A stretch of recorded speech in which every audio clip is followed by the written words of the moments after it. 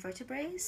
There are 12 thoracic vertebrae, and as you can see, even in the front, I'll show you.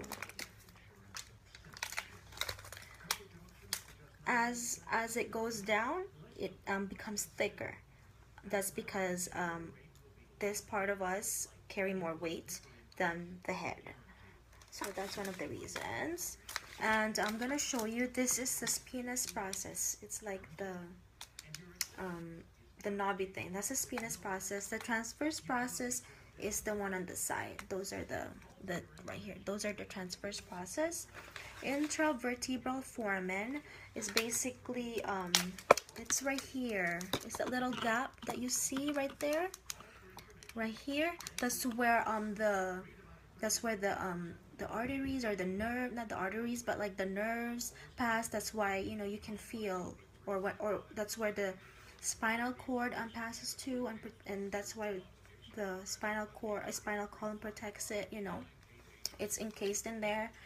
And basically what passes to the foramen is our spinal nerve. So when we feel something, it goes right to the brain. That's like basically their passageway.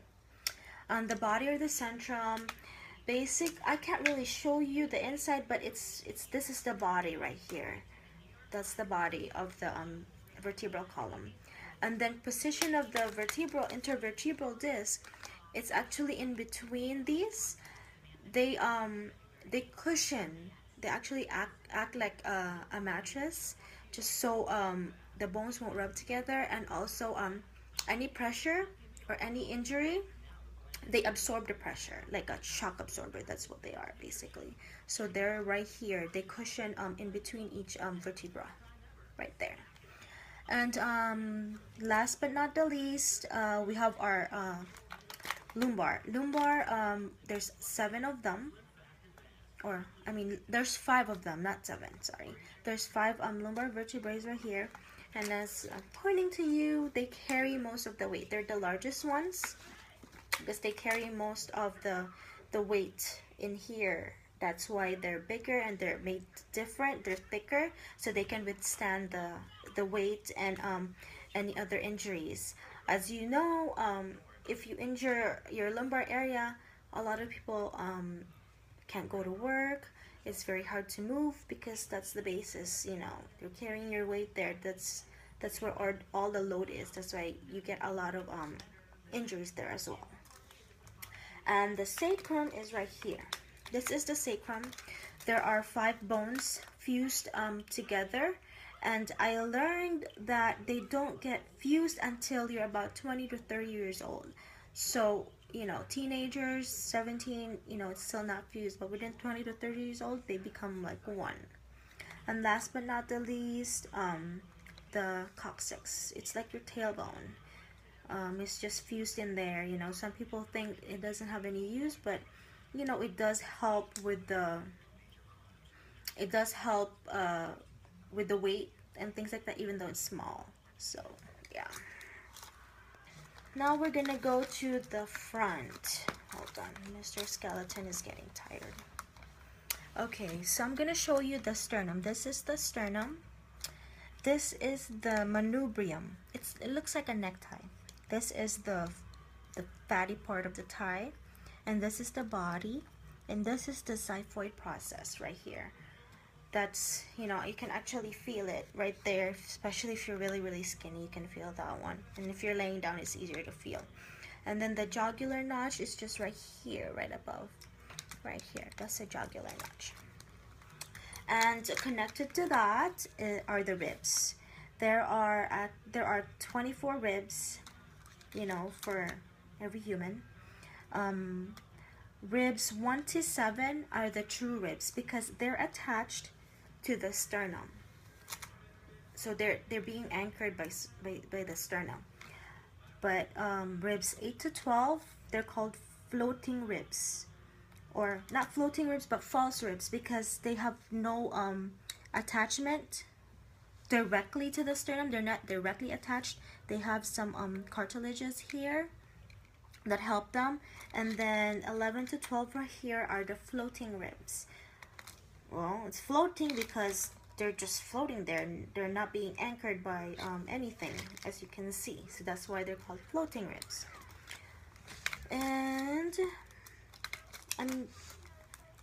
I'm gonna show you the neck and the rib of the not the rib, the neck, the head, and the parts of the ribs. Okay, I'm gonna show you this part. This is actually the neck of the rib right here. Sorry, right here. That's where the neck is. Sorry, hand. Right here, and then the rib. Not the rib, but the neck is right around here when it turns. And then the tubercle is like something that's a little bit more bumpy. It's right here. And that's the outer rib right there. And as you can see, I mean not here, but if you see it in pictures or, you know, in online and things like that, the ribs are articulated not by bone, but they're articulated by cartilage. We have cartilage right here that the ribs anchor to, and thus the sternum, that's where they get attached. And as for the vertebrae, right here, sorry, hold on. For the vertebral column, for the ribs, there are two facets that they attach to. The first ones, it's pretty simple. They just attach to the same number of thoracic vertebrae, but the others also attach to the ones superior to them. So it's like they have like an overlapping, not overlapping, but they have like a neat way of being in there until, you know, there's no more to attach, like right here. But yeah, they're being articulated with because of the two facets that they attach on into the vertebra. For the vertebral column, for the ribs, there are two facets that they attach to.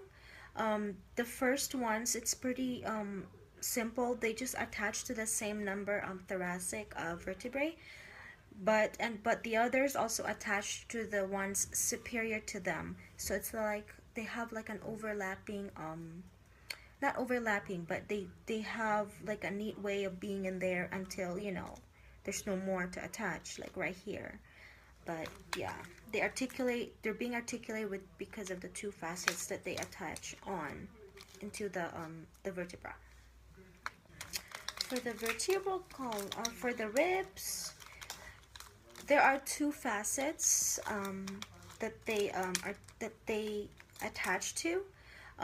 The first ones, it's pretty simple. They just attach to the same number of thoracic vertebrae, but the others also attach to the ones superior to them. So it's like they have like an overlapping, not overlapping, but they have like a neat way of being in there until, you know, there's no more to attach, like right here. But yeah, they're being articulated with because of the two facets that they attach on into the vertebra.